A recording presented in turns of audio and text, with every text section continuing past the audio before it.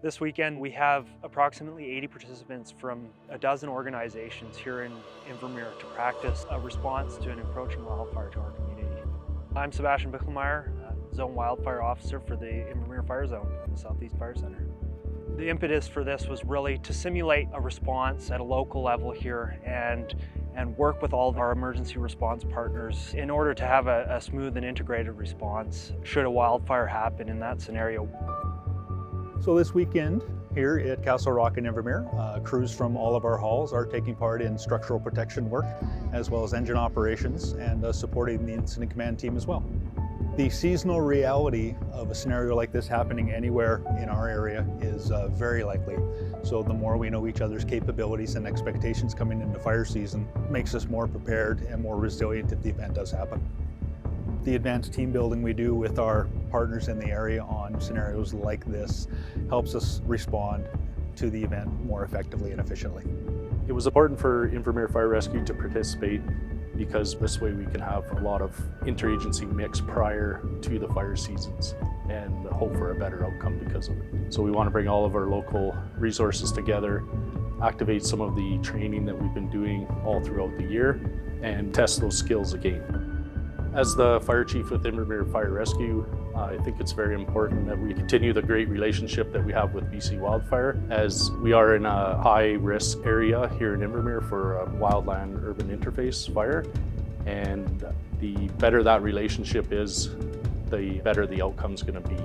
Columbia Valley Search and Rescue was asked by the RCMP to join this exercise. In real-life evacuations, the RCMP often call upon search and rescue volunteer members to assist in handing out alerts and orders in times of evacuations. So today we're really just working with the RCMP to see how our processes are working, to see how much ground we can cover in certain amounts of time so that when the event really happens, we know exactly what to expect.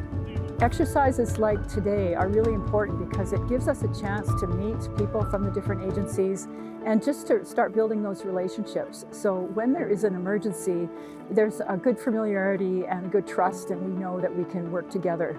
I think all agencies, I know SAR for sure, will go away and we'll be talking amongst our search manager group and starting to refine what it is we need to have in place when we're called upon, and starting to check out some of these things that we think we know are going to work, but today we're able to test for sure. So the RCMP this weekend are in the community of Castle Rock and Invermere. We're here to knock on the doors, simulating an evacuation order for the community. So our role in the community when it comes to a wildfire is along the lines of community safety. One of the things we do will be the evacuation order execution, where we'll do door knocking. We'll also block roads where we can facilitate a smooth transition through the emergency. It is important for the agencies to work together during wildfire season in order to find out our strengths and weaknesses and be able to communicate effectively through the disasters that are imminent. It's really important for us to prepare with other agencies to do a drill like this. These folks getting, number one, to know each other and to know how the procedures and their operations work in time of crisis. It's critical. Kids do fire drills all the time, and they do them for a reason, so that in the eventuality that it happens, they know exactly what to do and they know the procedures to follow. As you can imagine, having a wildfire approaching a community such as ours adds a lot of stress, not only to the first responders, but to the residents.